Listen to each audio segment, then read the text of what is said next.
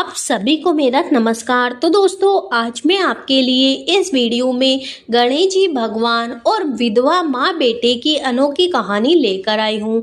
तो प्रेम से बोलिए गणेश जी भगवान की जय हो। दोस्तों, एक समय की बात है, एक गांव में एक विधवा अपने बेटे के साथ रहती थी। बेटे का नाम नरेंद्र था।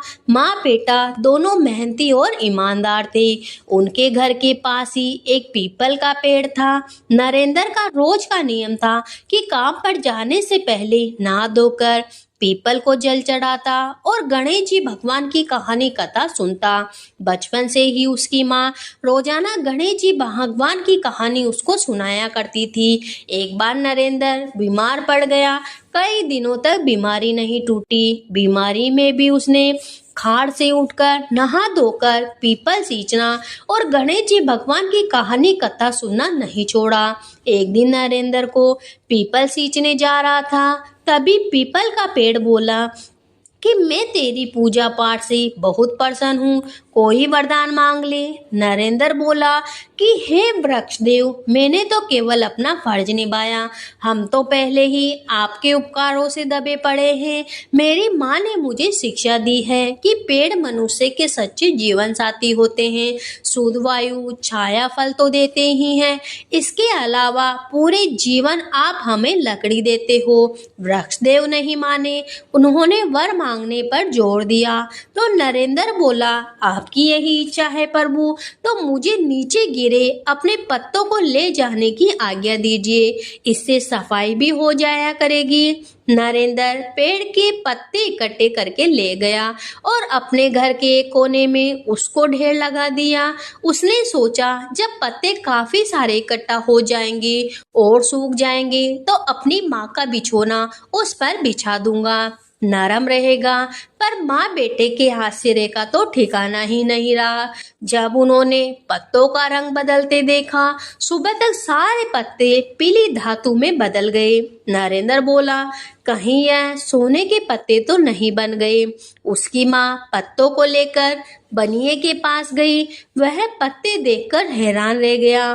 जांचा तो उसने हरा सोना पाया। उसने बुढ़िया माई को ठगने के लिए कहा, ये तो पीतल के पत्ते हैं, चाहो तो इसके बदले कुछ राशन ले जाओ। बुढ़िया माई जाने क्या छल होता है। वह बेचारी उन्हें पीतल का मानकर कुछ सामान ले आई। अब रोज यही होने लगा। नरेंद्र पत्ते इकट्ठे कर कर ले जाता, सुबह तक सोने के पत्तों में बदल जाते और उसकी माँ उन पत्तों से कुछ राशन ले आती। एक दिन बनिए के मन में आया कि देखना चाहिए कि बुढ़िया माई के पास सोने की पत्तियां कहाँ से आती है। उसने नरेंद्र का पीछा किया और सारा माजरा जान गया। दूसरे दिन नरेंद्र काम पर चला गया तो उसने जाकर 2-3 पत्ते उठा लिए। बाकी पत्ते तो नरेंद्र पहले ही उठा चुका था। बनिए ने पेड़ पर चढ़कर खूब पत्ते उखाड़े और कई पत्तियों से लगी टहनियां भी तोड़ डाली। इस प्रकार वह बोरी में भरकर उनको अपने घर ले गया और अपने घर के में ढेर लगा दिया और उनके सोने का इंतजार करने लगा।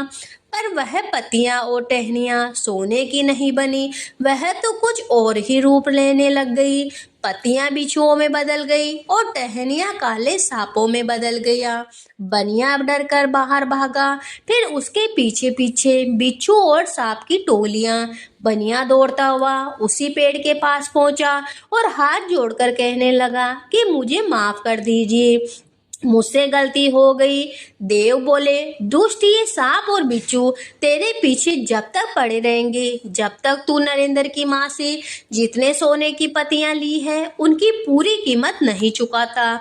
बनिया दौड़ता हुआ वापस लौटा और उसने सोने के पत्तों से जितने पैसे कमाए वह ले जाकर नरेंद्र वो उसकी माँ को सौंप दिए और अपने किए के लिए क्षमा मांगी। नरेंद्र ने उन पैसों से जमीन खरीदी और उसमें पीपल के पेड़ लगाए।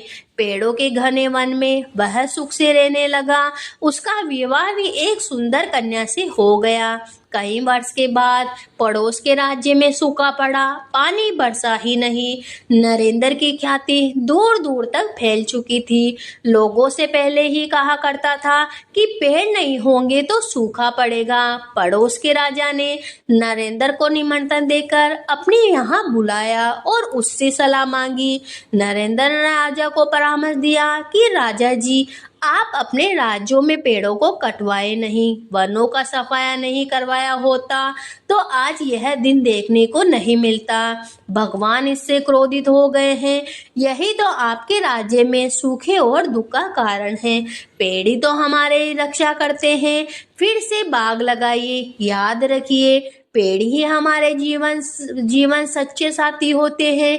पेड़ ही जन्म से लेकर मृत्यु तक लकड़ी बनकर हमारी देखभाल करते हैं।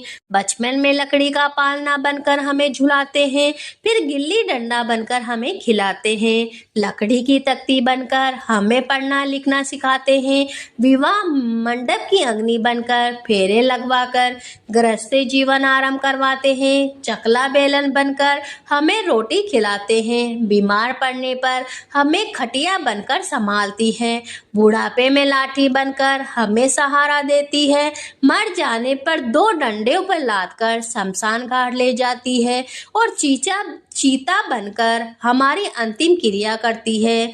नरेंद्र की बात सुनकर राजा की आंखें खुल गई। उसने अपने राज्य में बहुत सारे पेड़ लगवाए, जिसमें पीपल के वृक्ष में अधिक से अधिक संख्या करी। फिर से वह देश एक सुखी राज्य बन गया। पेड़ों की रक्षा करना हमारा नैतिक कर्तव्य हो गया, क्योंकि पेड़ ही हमारे सच्चे जीवन साथी होते हैं। जहाँ पेड़ है वहीं देव है और वही भगवान का वास होता है। तो दोस्तों, आज की कहानी आपको कैसी लगी, आप हमें कमेंट बॉक्स में बताइए। साथ ही अपने दोस्तों और रिश्तेदारों को इसे ज़्यादा से ज़्यादा शेयर करिए। तो प्रेम से बोलिए गणेश जी भगवान की और वृक्ष देवता की जय हो।